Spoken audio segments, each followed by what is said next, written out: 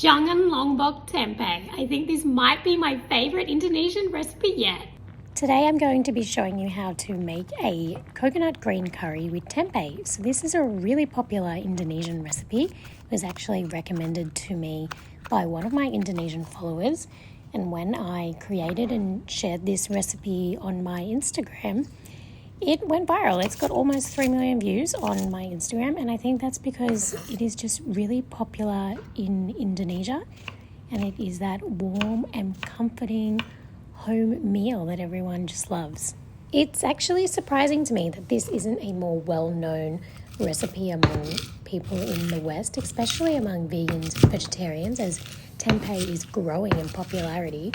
But a lot of recipes are just not that great, especially in comparison to this.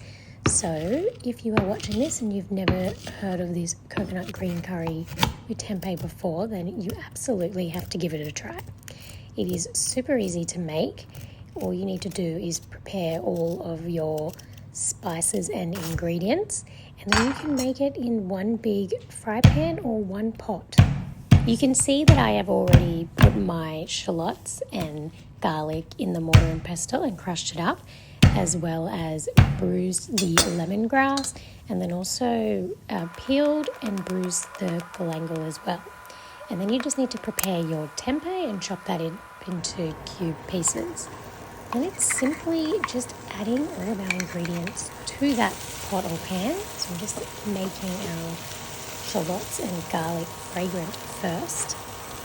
Once that is fragrant, you're going to add the rest of your ingredients, your green chilies, red chilies, galangal, lemongrass, lime leaves or kaffir lime leaves, and your bay leaves. And continue to just cook that on a medium heat until it all becomes fragrant.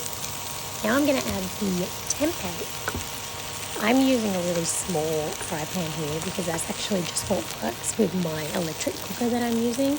Usually I use a much bigger wok style pan on the gas top, but I don't use that when filming my recipes.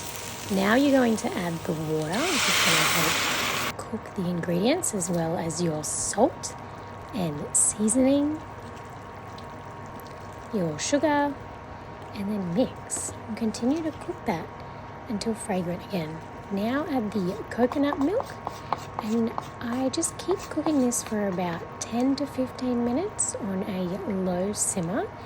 It's really until you see that the curry has started to go a nice green color, that it means all of the flavors have started to meld really nicely. Now the curry is ready to be served, so I remove the lemongrass, the lime leaves, the chilies if you don't like to eat them, as well as the galangal pieces, anything that you don't want to eat in your final meal. If you love spiciness, then you can cut them smaller and keep them in the curry.